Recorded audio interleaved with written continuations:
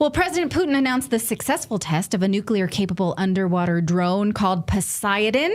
This is an autonomous weapon system described as being able to launch from a submarine and unleash radioactive tsunamis, they say, to devastate coastal cities. Okay. President Trump responded to Putin's announcement by basically saying, we can do that too. Here's his Truth Social. Like, I hate to do it, but I will do it. You know that meme? Mm-hmm. A plus is what he's giving himself, that we can do this too because other countries are doing it. Then I've instructed the Department of War to start doing it. Okay, the Kremlin responded to this by saying, go ahead and try. If you break your nuclear agreements, we will too. So who is provoking who here? Joining us to discuss is Colonel Dan Davis from the great YouTube show, The Deep Dive. Thank you so much for joining us. Always a pleasure to be here. Thanks for having me, Natalie. All right, so who is poking who in this instance, do you think? Well, I mean, you have to look at, first of all, this is, you have to go all the way back to George Bush, where the first poke, I guess, actually started when we got out of the anti-ballistic missile treaty, the ABM treaty. That was the genesis of the starting of the Budapest missile, the one that you talked about, the Poseidon under the water, but there's also the one that's basically a nuclear-fueled, nuclear-powered missile that can literally fly anywhere in the world and basically stay aloft as long as they want it to. There's no actual limitation on how far it can fly. That one was started because we got out of the ABM treaty, so they started developing missiles from that. The Oreshnik, which also can be nuclear tipped, which was shown, I guess, last year. That was because we got out of the INF treaty. And so now then we have these missiles being developed because the U.S. got out of these agreements earlier. So now then we have the situation where, why now? Because you have the issue where, the United States just put this new sanctions on Russia. Europe is continuing to put pressure, always trying to put pressure on Russia and providing long-range weapons, et cetera, in their war with Ukraine. So this seems to be Russia saying, hey, you got to understand there are some red lines that exist here, and here's some new ones. Now, the reality of it is there's already a nuclear triad in both the U.S. and the Russian side. And those things already have the ability to destroy the world over 10 times, whatever the number is. It doesn't even matter once it's beyond one. So this doesn't add anything to that. But what it does do is it just provokes that says, hey, here's something new, and I'm kind of in your face. And then it's going to prompt the U.S. to say, and President Trump specifically, that, oh, yeah, like that Truth Social had there, I can do that too, and so now I'm going to do it. And the problem is that doesn't ramp things down. I think Russia's probably intent was that this would show that, hey, it's stupid to keep pushing against this bear right here and to even go up to the edge to find out where the red line is, and that'll make the West want to come down. But unfortunately, it's going to have the opposite effect. It's going to make them ramp it up more, and then you have the issue was, well, then will Russia ramp it back up? One other issue on there, it's unclear what President Trump meant when he said we're going to test nuclear stuff too, because are you talking about make an actual nuclear test, a nuclear weapons test, like detonate a nuclear warhead to make sure they work? Are you talking about what the Russians did, which is a new class of missile or a new class of underwater drone? I'm not sure we have one to test, so it's unclear what President Trump might mean on that. We already have plenty of tests that are routine on our existing arsenal to make sure that those missile platforms will fly and operate the way they're supposed to, et cetera. So that wouldn't be new. So it's unclear what exactly President Trump means when he says we're going to do nuclear testing too, the same kind of things, because we don't have those platforms. So bottom line is anytime you start talking about, oh, yeah, and with nuclear one-upsmanship, that's right, a bad thing for the planet. Right. No, I think it's like we've gotten so far afield from, hey, like nuclear test ban treaties and like it's all like, let's tamp this down. The rhetoric has been exploding over the past couple of years, and it's gotten really out of hand.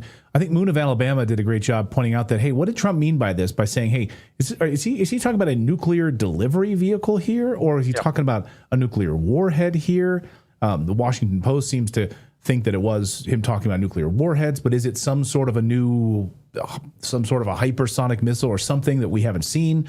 Because as you just pointed out, Russia just rolled out, I think last week, some new missile that can, go hypersonic, that can like hover in the air and wait and take direction of like where it needs to go next, move itself and then strike a target. So it's not just being launched and then done. It's like, I'm waiting for you have an on-the-field battlefield move?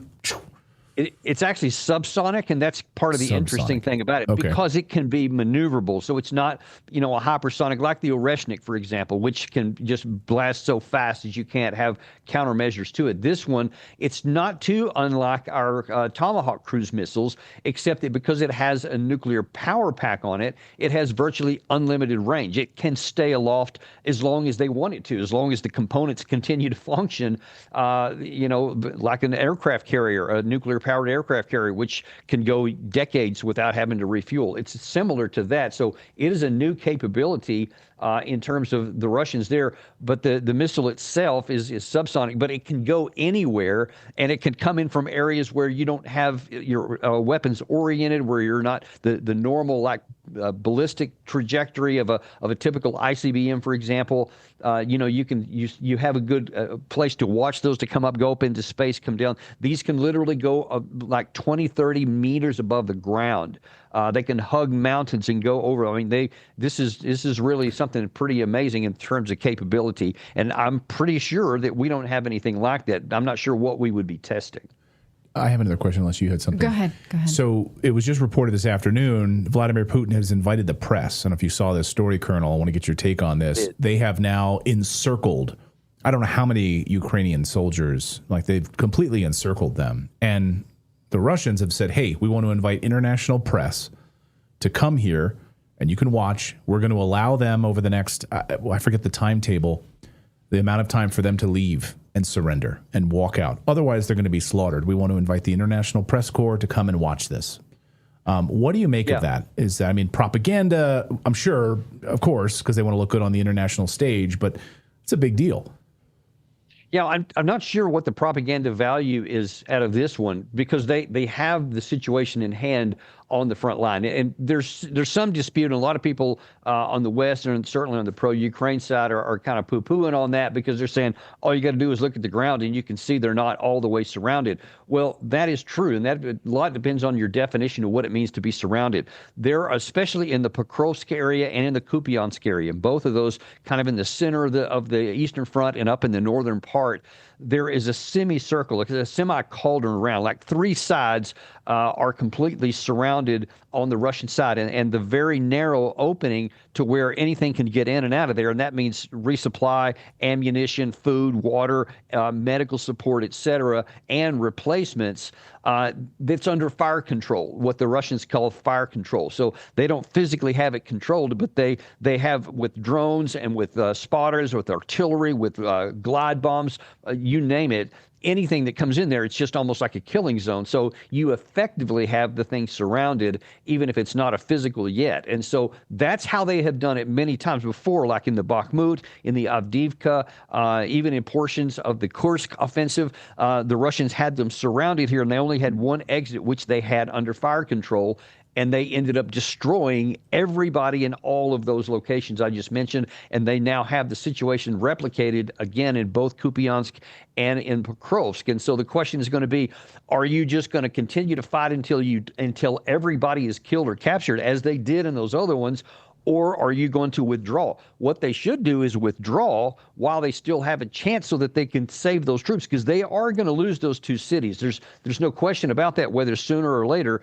Probably by I would say the Pokrovsk maybe even by the end of November, and Kupiansk potentially by the end of the year. It could go faster than that, it could go slower than that, but it will happen. It's just methodical. They have the capacity to do it. And, I think that what President Putin is doing is saying, we've already done this before, so this is our normal modus operandi, and we're offering you a chance to see that we actually mean what we say. The fact that he's allowing international people to come in and not just his own hand-picked members of the media, I think is legit, and I think somebody should take him up on it. And so you can put to proof, is it true, is it not true? Then you don't have to worry about propaganda. It's actually going to be, you can tell for yourself. And I'll be interested to see what comes out of that. Right. Instead of creating fake stories like in Bakhmut and this other propaganda that CNN and the Associated Press, the maternal hospital, ran with. Yeah, you're killing women who are giving birth right now. No, not actually the truth. look at all these dead bodies. They just left civilians in the middle of the streets. Yeah, sure. Right. So very interesting. Colonel, great to see you as always. Host of the Colonel Davis Deep Dive Show. Great analysis as always. If you want really expert analysis on all of this, you got to follow I try the to show. never miss it. It's good to see you. Yeah. Oh, great. Thank you. I appreciate it. See you guys Colonel. next Love time. it. Thanks, Okay. Colonel, as always.